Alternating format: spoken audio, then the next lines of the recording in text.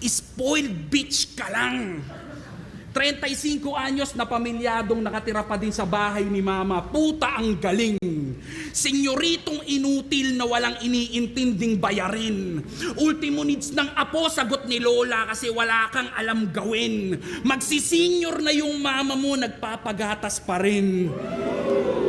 Tapos sasabihin mo, hindi ka nagutom? Yun mismo yung katwirang alanganin. Kung nabuhay ka lang ng nakalahad, huwag ka nang umasa na pala rin.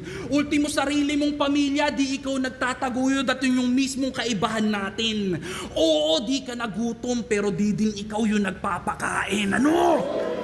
Magsakitan tayo! Tangina, puro yabang si Gago, laman ng kanyang plato, niyayabang ng pasigaw. Niwala kang ang ideya kung saan galing yung pagkain lumitaw. Nakakadiri daw maging tao, laging sambit niya't bitaw, pero sa pananaw ng may prinsipyong tao, nakakadiri maging ikaw. Tangina, malaking bahay, marangyang buhay.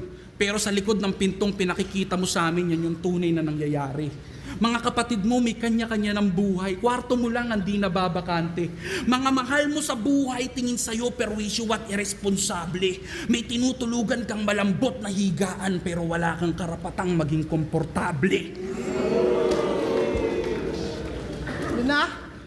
Ang ina mo, kaya kitang saktan mentally, emotionally, o kahit umabot pa tayo sa pisikalan. Oh, putang ina yung attitude ko, baka ma-question. Binibigyan ko lang kayo ng pagkakataong bigyan pa siya ng simpatsya. Hindi niyo pa ba gets yun? This dude is feeling pain right now dahil totoo lahat ng na-mention at para mailabas mo yung init, ako na nag-apply ng tension. Ilabas mo yan, bro! Pistol here!